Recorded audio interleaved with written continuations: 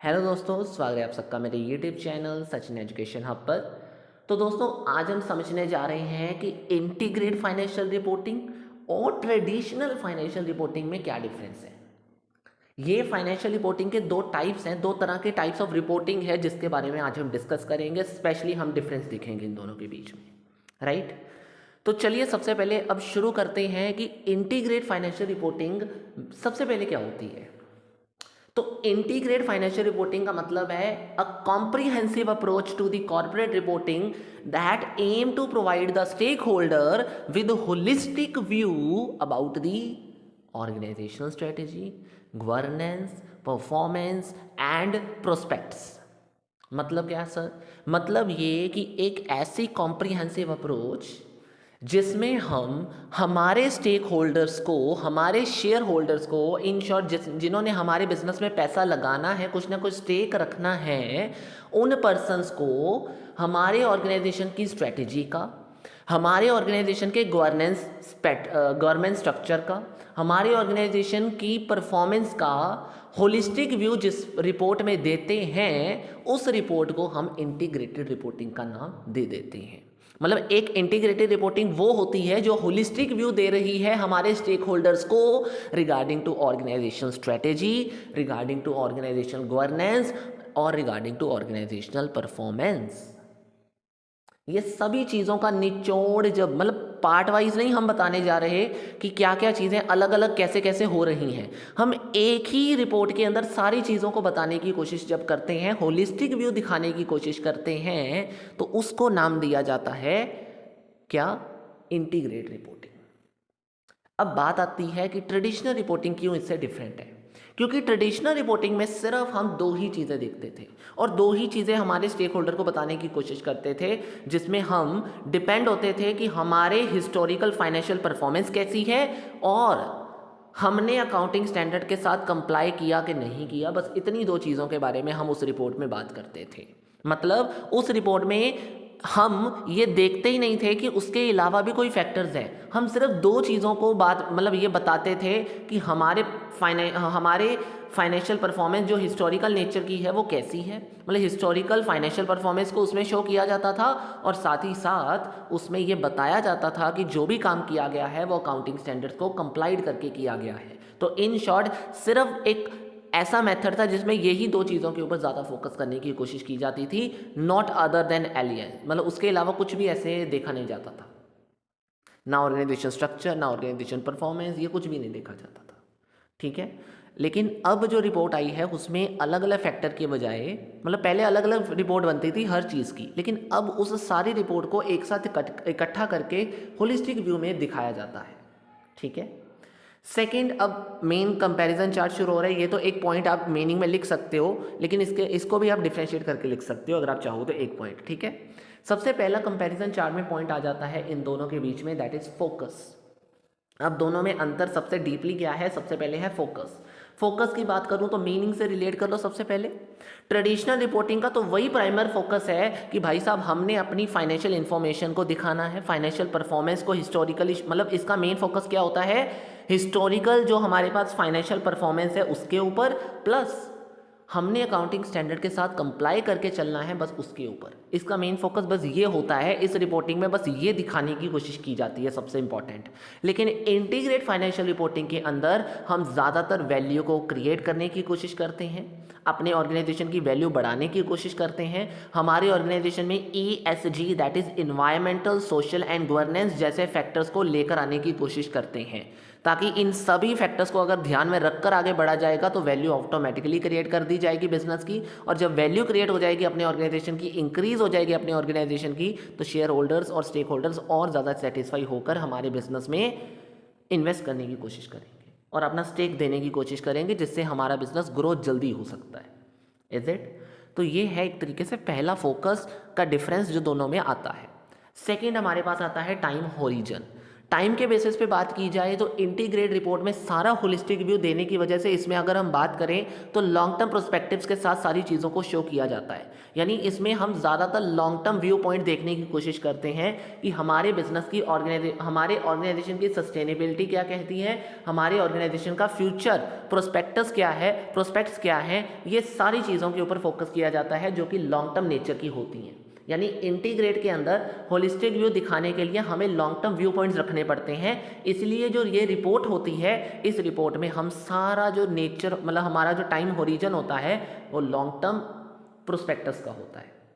लेकिन दूसरी तरफ अगर हम बात करें ट्रेडिशनल बेसिस पे, तो उसमें सिर्फ हिस्टोरिकल फाइनेंशियल परफॉर्मेंस और कंप्लायंस विद अकाउंटिंग स्टैंडर्ड, ये दो चीज़ें होने की वजह से हमें कोई मतलब नहीं होता था कि लॉन्ग टर्म में कैसे रिजल्ट्स आएंगे। हमें ये मतलब था कि हम धीरे धीरे से आगे बढ़ें और हमारे शॉर्ट टर्म फाइनेंशियल रिजल्ट्स हमारे कैसे आ रहे हैं उनके ऊपर ध्यान दें और बस इन्हीं रिपोर्ट्स को आगे लेकर चले जाएं। मतलब एक फाइनेंशियल रिजल्ट जो हमारे शॉर्ट टर्म के आते थे उन्हीं के बेसिस पे हम आगे आगे बढ़ने की कोशिश करते थे पहली रिपोर्ट्स के अंदर। तो उसमें जो डिसीजंस होते थे वो सिर्फ फाइनेंशियल रिजल्ट्स जो होते थे वो शॉर्ट टर्म नेचर के होते थे सिर्फ। ठीक है, नेक्स्ट आपके पास आता है ऑडियंस। अब इंटीग्रेट रिपोर्टिंग ज़्यादातर किन किन लोगों के लिए हेल्पफुल होगी? इंटीग्रेट रिपोर्टिंग में टारगेट ऑडियंस क्या होगी? टारगेट ऑडियंस सारे तरह के स्टेक होल्डर्स इसमें आ जाएंगे, सारे। मतलब इसमें इन्वेस्टर्स भी आ जाएंगे, इसमें एम्प्लॉयज़ भी इंटरेस्टेड होते हैं, इसमें कस्टमर्स भी आते हैं, इसमें कम्युनिटीज़ भी आती हैं, मैनी अदर्स भी आते हैं।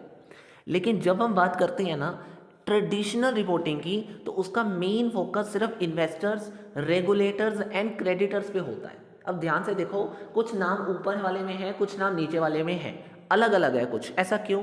ऑफ कोर्स अगर मैं डिफ्रेंशिएट करूँ सिंपल से तो इन्वेस्टर्स तो दोनों में आ जाएंगे, लेकिन पॉइंट ये कहता है इसके अलावा जो हमारे क्रेडिटर्स या हमारे एक तरीके से सारे, अब ये कह लो कि सारे स्टेक होल्डर इंटीग्रेट में आ जाएंगे और कुछ गिने चुने ट्रेडिशनल में आएंगे। क्यों? क्योंकि फाइनेंशियल परफॉर्मेंस में इंटरेस्ट रखने के लिए सारे स्टेक होल्डर्स इंटरेस्टेड नहीं होते, लेकिन कुछ कुछ होते हैं। तो इस वजह से कुछ कुछ आ जाएंगे, यानी few stakeholders are the part for the traditional one, but all the stakeholders are interested in integrate reporting because they know that कि अगर वो इसमें इस रिपोर्ट को देखेंगे तो वो ज़्यादा अच्छे से डिसीजन ले सकते हैं as compare to traditional one. ठीक है, नेक्स्ट आपके पास आता है स्ट्रक्चर के केसेस में। तो स्ट्रक्चर के केसेस में जो डिफरेंशिएशन है उसमें सबसे पहले आता है इंटीग्रेट रिपोर्टिंग के अंदर कि जो हम अप्रोच यूज़ कर रहे हैं वो प्रिंसिपल बेस्ड अप्रोच है, जिसमें हमारा फोकस होता है कि हम ऑर्गेनाइजेशन की फाइनेंशियल परफॉर्मेंस के साथ साथ ऑर्गेनाइजेशन के मॉडल्स को, ऑर्गेनाइजेशन की स्ट्रेटेजी को, ऑर्गेनाइजेशनल के रिस्क को, ऑर्गेनाइजेशनल की अपॉर्चुनिटीज़ जितनी मिल रही हैं उनको ध्यान में रखें। यानी इंटीग्रेट रिपोर्टिंग के अंदर हमारा जो पर्पस होता है, हमारा जो स्ट्रक्चर होता है, वो यही डिसाइड करता है कि ऑर्गेनाइजेशन में सारी चीज़ें कैसे डिज़ाइन करनी है, कैसा स्ट्रक्चर होना चाहिए, क्या स्ट्रेटेजी के साथ आगे बढ़ना है, कितने रिस्क के मतलब कितना रिस्क लेकर आगे जाना है, अपॉर्चुनिटीज़ कहाँ कहाँ दिखेंगी, ये देखकर चला जाता है आगे। जबकि ट्रेडिशनल के अंदर हम सिर्फ स्पेसिफिक अकाउंटिंग स्टैंडर्ड्स की बात करते हैं, रेगुलेटरी रिक्वायरमेंट्स को मानते हैं, जिसमें हमारा मेन फोकस सिर्फ और सिर्फ हमारे फाइनेंशियल स्टेटमेंट्स और हमारे उन बनाए गए नोट्स ऑफ अकाउंट्स के ऊपर होता है। यानी उसमें सिर्फ फाइनेंशियल पैटर्न पे बात की जाती है और बैलेंस शीट तक सीमित हम रह जाते हैं। लेकिन बैलेंस शीट से ऊपर भी कोई ज़िंदगी होती है जो हमें इंटीग्रेट रिपोर्टिंग में बताई जाती है। ठीक है, जिसमें पूरा फाइनेंशियल स्ट्रक्चर ही डिज़ाइन करके बता दिया जाता है कि स्ट्रेटेजी, रिस्क, अपॉर्चुनिटीज़ क्या क्या आ रही हैं, ये दिखाया जाता है। ठीक है, स्कोप की जब हम बात करते हैं तो integrate financial reporting of course traditional से बहुत बड़ा है, इसका स्कोप ज़्यादा है क्योंकि ये होलिस्टिक व्यू शो करता है जिसमें सारे फाइनेंशियल और नॉन फाइनेंशियल दोनों एस्पेक्ट कवर कर लिए जाते हैं।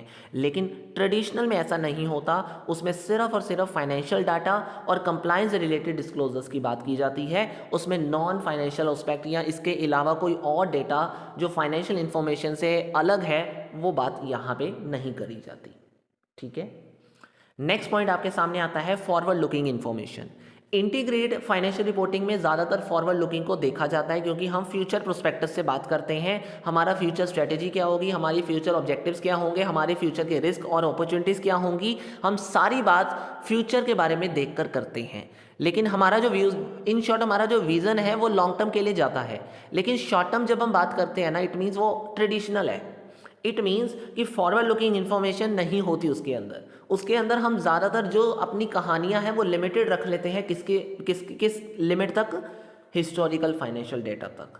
यानी जो ट्रेडिशनल फाइनेंशियल रिपोर्टिंग है उसमें ज़्यादातर हम अपनी इंफॉर्मेशन को सिर्फ लिमिटेड रख लेते हैं हिस्टोरिकल फाइनेंशियल डेटा के तक, लेकिन उसमें फाइनेंशियल जो इन्फॉर्मेशन है वो फ्यूचर के बारे में बहुत कम लिमिट तक हम देख सकते हैं। यानी उसमें फ्यूचर के बारे में ज़्यादा नहीं ध्यान दिया जाता। लेकिन इंटीग्रेट के अंदर जो भी हम बातें करते हैं this is for the purpose of future point of view.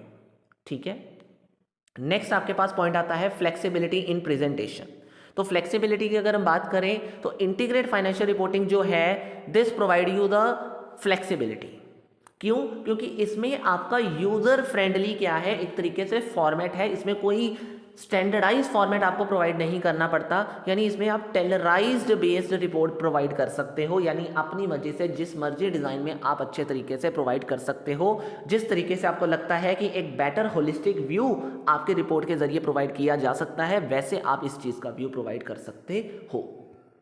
लेकिन ऑन द अदर साइड जो ट्रेडिशनल फाइनेंशियल रिपोर्टिंग थी उसमें स्टैंडर्डाइज फॉर्मेट होता था, उसमें ऐसा नहीं था कि आप अपनी मर्जी से अगर कोई चेंजेस करना चाहो तो वो आसानी से कर सकते हो।